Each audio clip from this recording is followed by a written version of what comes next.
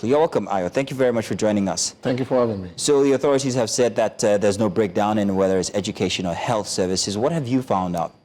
Well, I think that statement is premeditated or hinged on a report that was heard on a national platform sometimes on Friday, which the state government has denied that the reality is not in tandem with what was reported on that television station.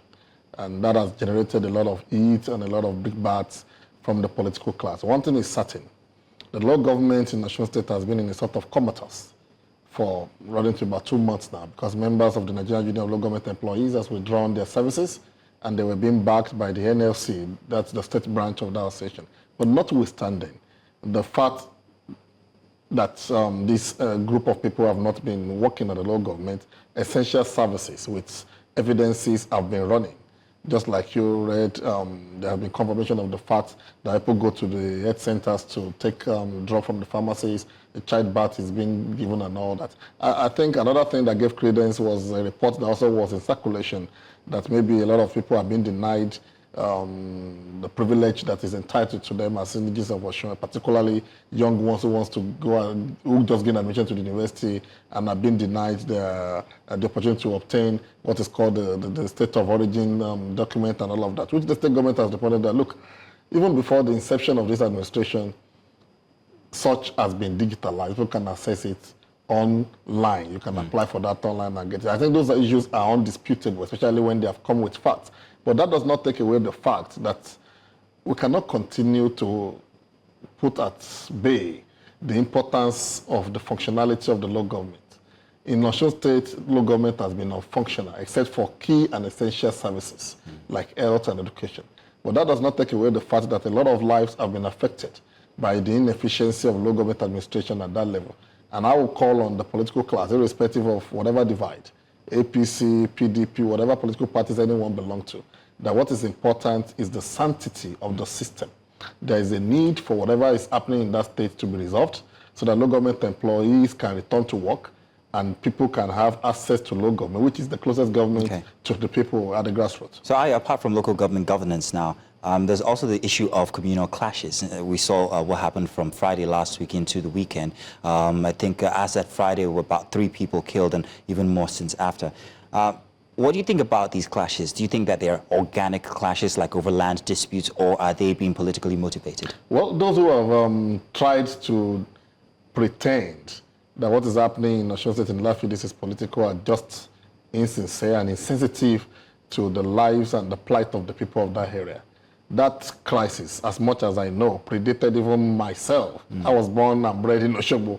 That the clash between that can be likened to the clash that we used to witness between Modaike and Ife, if you recall what it used to be. That clashes or that incidents is over 40 years old. I could recall right from the days of Oyinlola as governor, on to Aregbesola, on to Oyinlola, Abiyo Itola, and even this present administration. Successive administration have had to battle with attempts to resolve. So it's purely a land dispute thing. And it's only when people are trying to be mischievous that they bring politics into it. I think what makes this one different is that in the history of that land dispute between those 3 communities, and that's Ifon Osun, Ilobu, and Eri Osun, this is the largest in scale when it comes to issues of life destroyed, properties destroyed. It has never been this bad. And perhaps maybe it could be said that maybe the state government failed to take necessary actions at some point in time, which could have forestalled this incident. But for anybody to pretend that this is political will be insensitive to the plateau. This is purely non-political. It is an issue of non-dispute, which I believe is better resolved once and for all, so that we'll not have an occurrence. Like I said, every administration, the last 4 administrations have had to deal with this incident. And if it's not eventually named in the board, I hope that the next administration will not have a resurgence of it again. Well, we'll see this happening at exactly the same time when the governor and opponents, the Minister of Blue Economy, are at daggers drawn. So you're saying there's no correlation? There's no correlation. After the time the crisis broke out, it has nothing to do with politics. But you know politicians and the fifth columnists, when things happen, they try to give it undue coloration. When that crisis broke out last Friday, it was purely a communal thing. Don't forget that the former Deputy Speaker of the House of Rep, Lasso, is from one of the towns. The incumbent commissioner for information is also from one of the towns in that community. So when as at the time the crisis broke out, it was purely a communal thing.